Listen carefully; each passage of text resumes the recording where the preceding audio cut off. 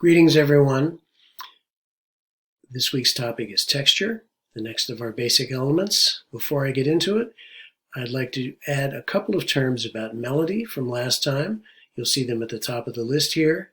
Conjunct and disjunct are types of melodic contours. A melodic contour is just the way the notes of a melody move up and down as it goes forward.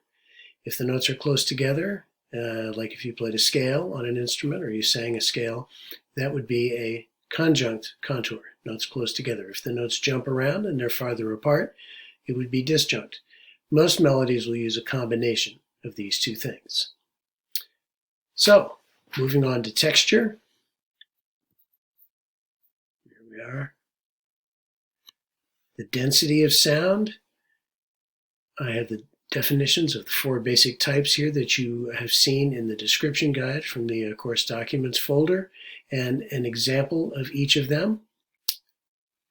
Monophony is very simply just melody, no harmony at all. Homophony can either be multiple lines of pitches moving in the same rhythm, you're going to hear an example of that down below, or melody with accompaniment underneath it. Polyphony, multiple lines of melody going at the same time, lines that relate to one another. Usually lines that are consonant with one another in terms of the harmony, that fit together well. Heterophony is something that you don't hear very often. It literally means different sounds. It means multiple lines of melody that have no relation to one another at all. As I say here, if you hear a band concert or an orchestra concert and you hear the musicians warming up beforehand, and everybody's playing something different, that would be an example of a heterophonic texture.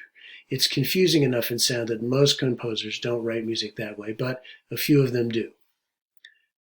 So, just a little bit of music that you can look at to get a good idea in your ear of what these different textures sound like. A bit of Gregorian chant. This is music that goes back over 1,500 years. It's the oldest written music we have in our Western art music or Western classical music tradition. It is singing the text of the Roman Catholic Mass. This video will take you to a performance of some of that so you can hear what monophony sounds like. Homophony, in this case, multiple lines of melody, 5 in fact, all in the same rhythm, almost all the time, in a song done a cappella, which means voices without instrumental accompaniment. That's what the monophony, the Gregorian chant is. That's also what this piece is. They're both a cappella vocal music. The Beach Boys, a pop group from the 1960s and 1970s, are singing a song here, and you'll hear multiple lines all in the same rhythm, an example of homophony. Polyphony, you've already heard a little bit. The Bach-Richter from the first evening class is a profound example of polyphonic music. This piece here, the Pachelbel Canon, written around the same time, actually a little before Bach wrote his Richter, is also very beautiful, and music I think you'll recognize, example of polyphonic music. You'll hear a string quartet. The instruments will enter one at a time, all playing melodic lines. Finally, heterophony. As I said, there are a few examples of this, not very many. Charles Ives, a well-known American composer, 1874 to 1954. You'll read a little bit about him at the end of the term in the textbook.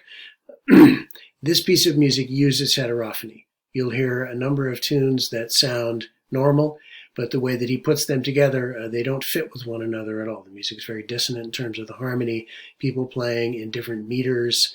It is sort of like a patchwork quilt of sound. It's one of the characteristics of the way that Charles Ives wrote music. Now, just a few more remarks about texture, which I will leave you to read on your own. Today's non-text assignment, NT4, uses 2 pieces of music.